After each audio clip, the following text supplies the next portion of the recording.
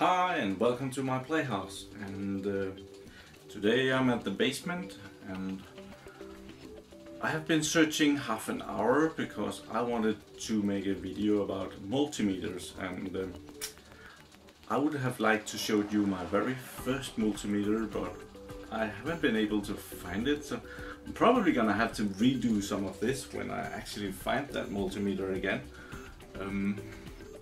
But it's a nice sunny day here in Denmark, and right here behind me the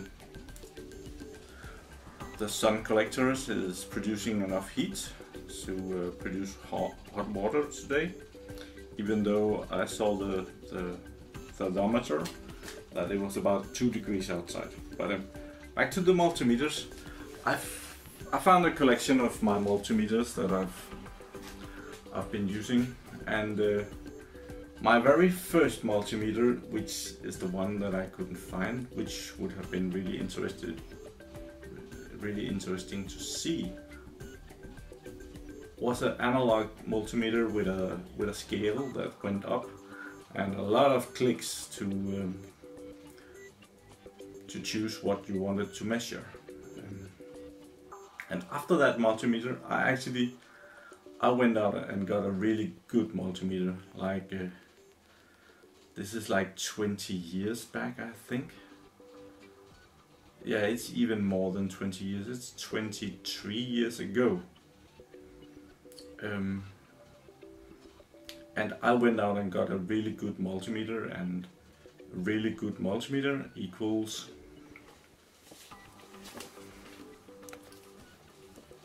Fluke. Fluke is a really good multimeter, and this is the Fluke 85, and this was all that I could afford at the time, and it was bloody expensive. And it was a really good multimeter, and this multimeter it cost a fortune back then. I think it was almost 3,000 Danish crowns, which I'll try to translate to dollars, somewhere around there. And yeah, it was just like a huge improvement compared to my analog meter. And at that time I was still in school. And then the next one I got was actually this one. And you might say, why get a little crappy meter like this? This is like a 200 kroner meter at the time. So this was over 10 times as expensive and probably 10 times as good as well. But this one I got when you're at school, you actually get an opportunity to go out into a company and try out your skills for a week, try and work in a company. And as a little gift, they gave me this multimeter, which yeah, thanks a lot.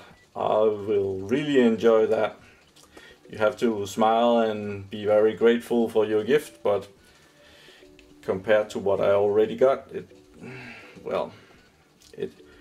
wasn't that much of a gift. It was more or less just a thank you. I don't know what to call it, but it wasn't a huge improvement or anything. And this actually recently I got this one, and I had an old friend and mentor that passed away, and he left me a lot of electronic and computer stuff, and among those was this meter. Even though it's probably not any better than this one, I'm kind of keeping this because I got it from him. And you have been seeing this in some of my videos, and I use it for measuring batteries because it's probably some of the things that this is okay. And you don't need a big bad meter like this for everything. It's okay to have a little meter like this. Like in one of my other videos when I was at my apartment, I really would have liked to have this one, because I just needed to find out what was plus and minus on the power supply. Actually, the power supply is right here. I just put everything out of the way. But a meter like this would have done nicely. And if you're doing something on your house, here it's we have 230 volts, so it would be able to measure if there's voltage in a socket or something like that, and it would do that fine. It would be perfect, no problem. And the same with this meter. It has a lot of usage. It measures voltage just fine. This one has a bit of a bad switch here, but sometimes it works, sometimes it doesn't. Oh, and now then when I'm filming it, oh, it went out, it died, the switch is bad.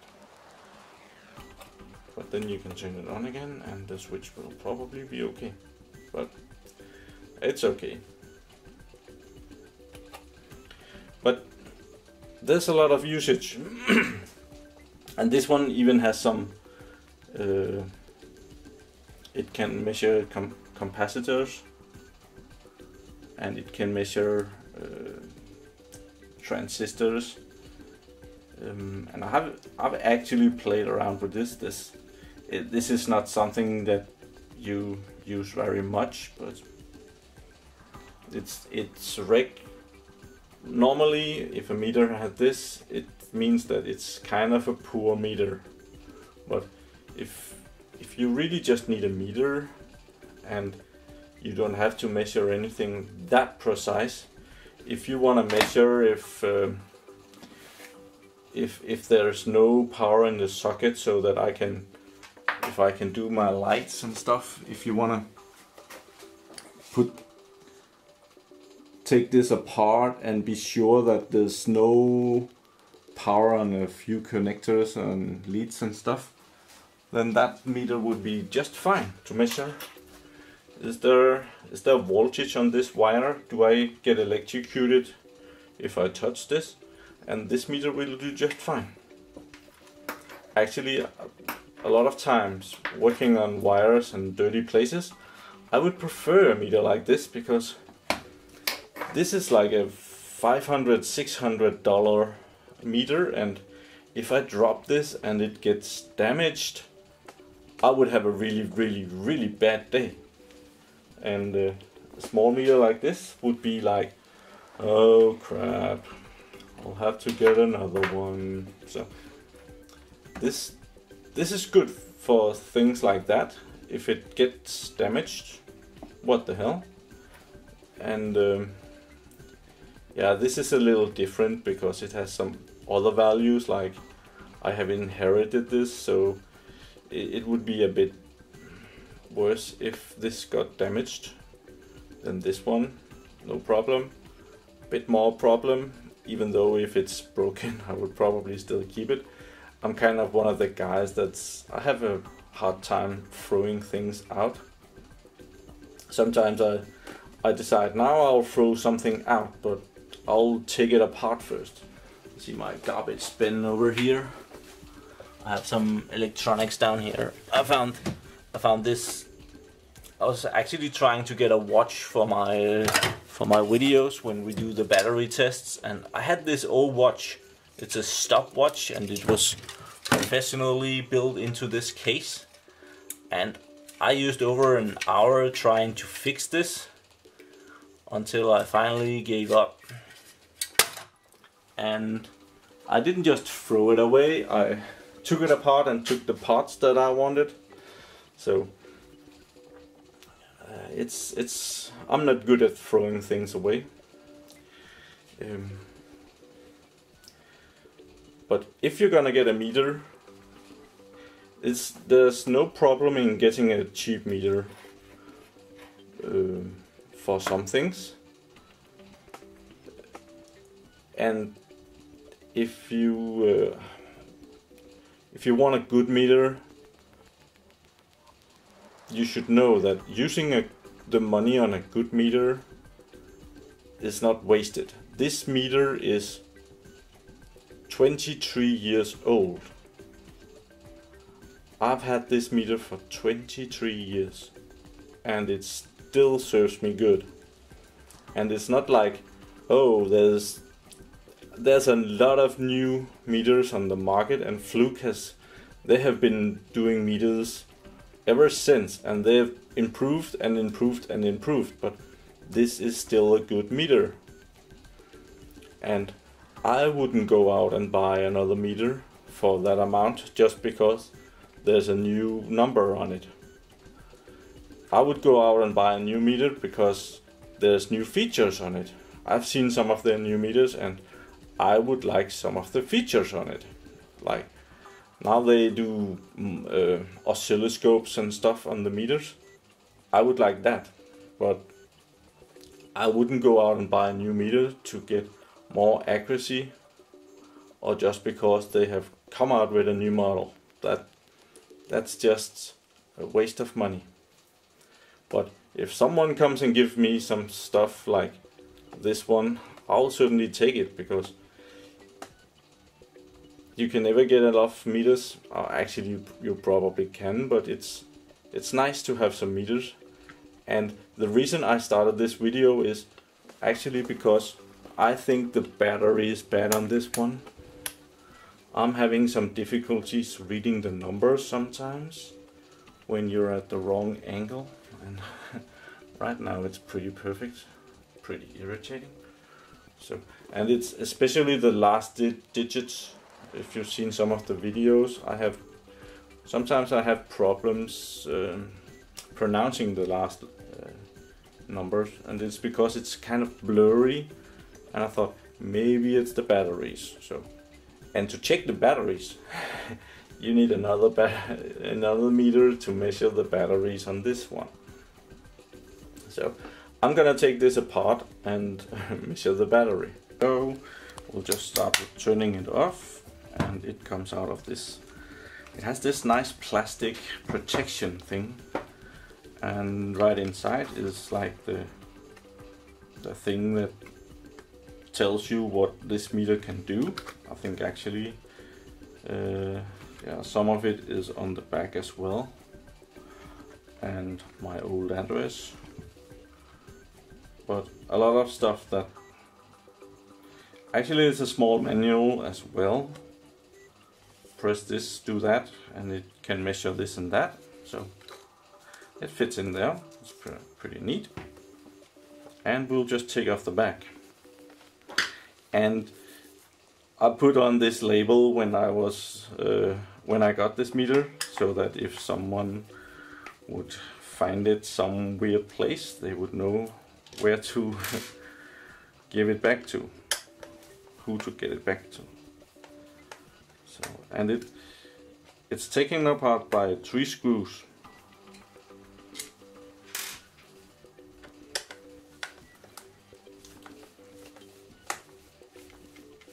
And if you see the internet, there's some bloggers that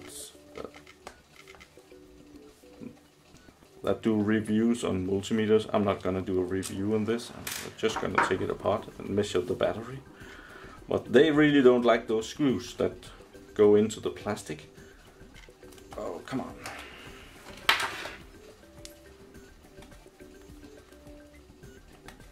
Oh, we need another.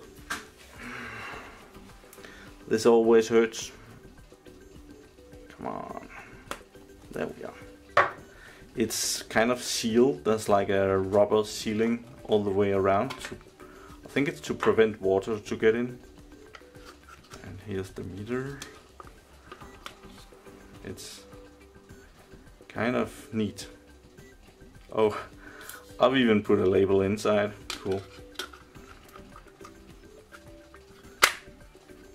And this is a really good meter, and it has these really big fuses, and I've seen on the internet, on other YouTube channels, that these fuses are special, and they do also cost about $8 a piece, because they are done in a way so that they cannot explode.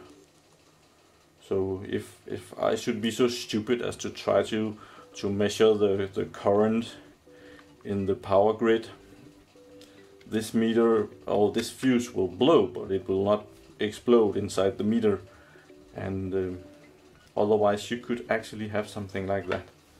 So the battery, it's a regular 9-volt battery. So let's have that, and let's take the very cheap meter and put it on voltage 20 volts.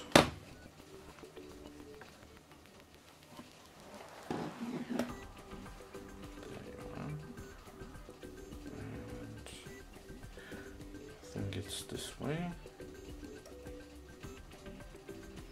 Okay, the battery is at 7 volts, so I'm probably not entirely wrong about this. The meter could be bad. I'll just check the meter to be sure. Actually, I have a power supply right there behind us, so we have an old analog meter on that, so I'm gonna put it on 10 volts. 10 volts. And take off the alligator clips. Put the meter there. And put it inside here. It actually says 10.44, so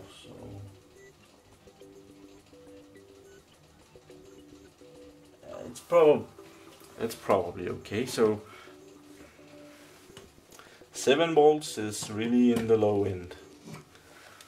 It would be nice to have some more voltage on my good meter than 7 volts. So I have a new battery. Let's see if we got one with some more power on it.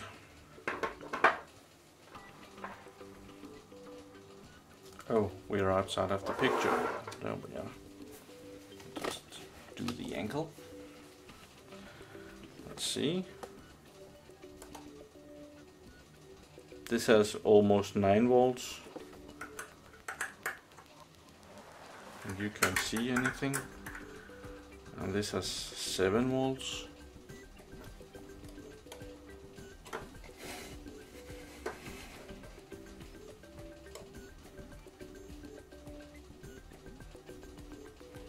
Come on.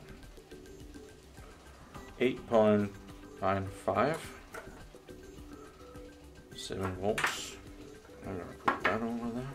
I'm just gonna measure. These are some batteries that I have had laying around, so I'm just gonna make sure that I get a good one. I don't wanna change the battery every. Oh, this is a good one.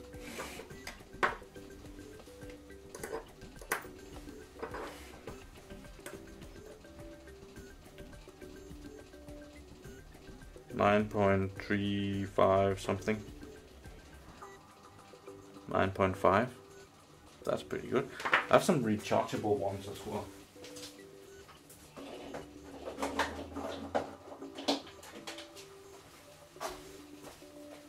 These, really good brand. Really good brand. Product placement. I have to contact those then. See if there's any voltage on those. That's a 9 volts, that's good. 9.3. Let's take this one. It's rechargeable, so that's nice to have, so that I can recharge it. There we are. And I already forgot which of the 9-volt batteries was bad. I'll have to find the bad one to not take it back into the package. Yeah, this is the bad one. These two are okay. This one is the best. So it goes in first. I might be able to use this one.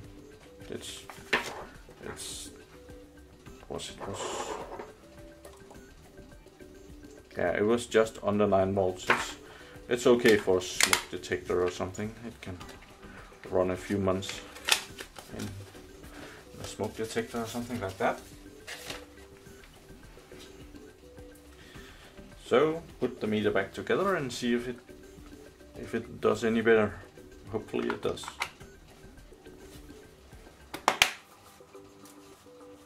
Oh yeah, and like I said, people on the internet says that these screw things are not good because they go into the plastic. And this meter is 23 years old, so this is not always the case. These are still good. Actually, more or less the screws are the weakest point here. But I don't tighten them too much. It's just have to keep the meter close together. So that is kind of good.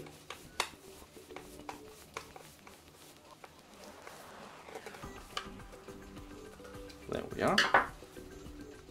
Cool. And back into the case. And it's pretty neat. If you can't remember how to measure something, it's right on the back of it. And there are some how precise this is. It's plus minus 0.005 something. I didn't read this right now. It's a good meter. It has served me well. So I want to see if the numbers are better. Hard to tell. I'll probably have to use it some to see if it's absolutely, it's not complaining, so it must be good. Just see.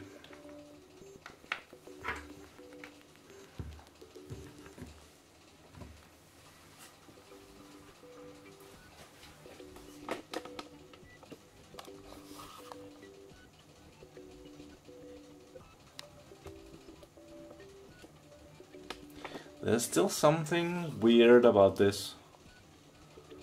There's some of the numbers that is hard to read, like this one.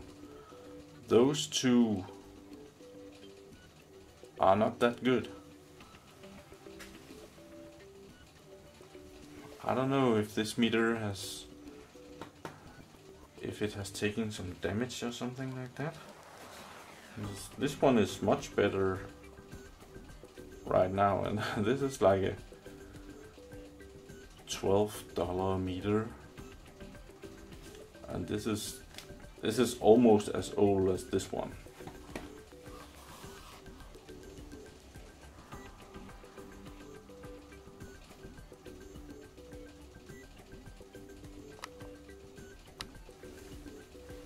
So, but now it's definitely not the battery that's the fault anymore. It might be because I haven't used this meter in some time. I don't know. Maybe the display gets damaged if it's too cold or something like that.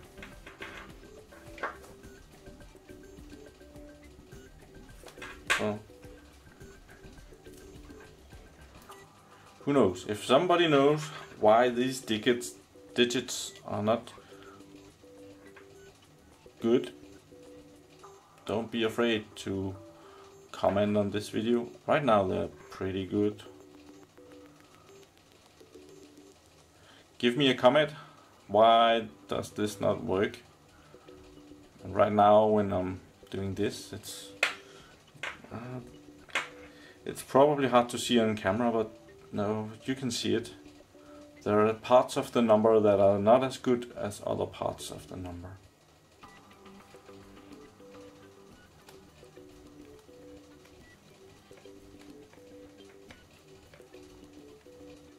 Well, send me a comment if you know how to fix this, and